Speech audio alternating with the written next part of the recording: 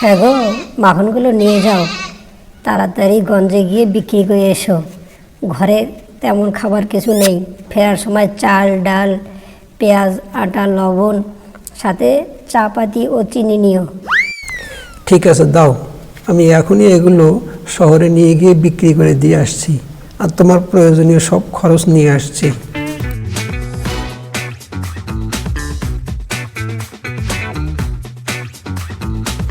আর এই জন্য গোপাল, এসো এসো, ননি নিয়ে এসেছো, রাখো ওখানে।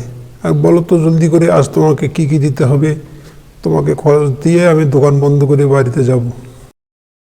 জি মহাজন, আপনি আমার এই ননিগুলো নিয়ে এগুলোর বদল চাল ডাল আটা লবণ আর কিছু চা পাতা ও চিনি দিন।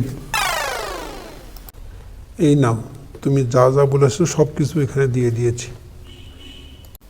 আমি তাহলে এবার আসি কর্তা, কাল আবার ননি নিয়ে আসবো। রোজ রোজ তো ননি গোপাল ননি দিয়ে যায়, একদিনও তো মেপে দেখি না। আজকে একটু মেপে দেখি তো কম আছে কি না। হ্যাঁ, 100 গ্রাম কম! এতদিন ধরে কৃষক আমাকে এভাবে ঠকিয়ে যাচ্ছে, আমি কিছুই বুঝতে পারিনি, সব বিশ্বাস করে নিয়ে রেখে দিয়েছি। কাল আসুক বেটা, ওকে দেখাচ্ছি মজা। এই বেটা জোচ্চর ননি গোপাল, দূর হ, দূর হ আমার চোখের সামনে থেকে।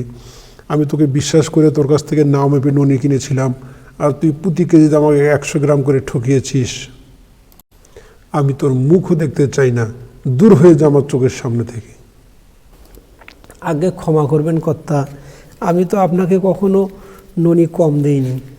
আমি তো আপনার কাছ থেকে যে 1 কেজি লবণ কিনে নিয়ে যাই, ওটা দিয়েই তো আমি আপনার জন্য 1 কেজি করে ননি মেপে নিয়ে আসি। আমার তো আলাদা কোনো বাটখারা বা পাথর নেই। তাহলে আপনি কি আমাকে প্রতি কেজিতে 100 গ্রাম করে লবণ কম দিয়েছেন যে আপনার ননি কম হলো? এমন তো হবার কথা নয়, আমি দেখছি কি কারণে এমনটা হলো। আসলে অন্যের জন্য গর্ত খুললে সেই গর্তে মানুষ নিজেই পড়ে, তাই কাউকে কখনো ঠকানোর চিন্তা করবেন না।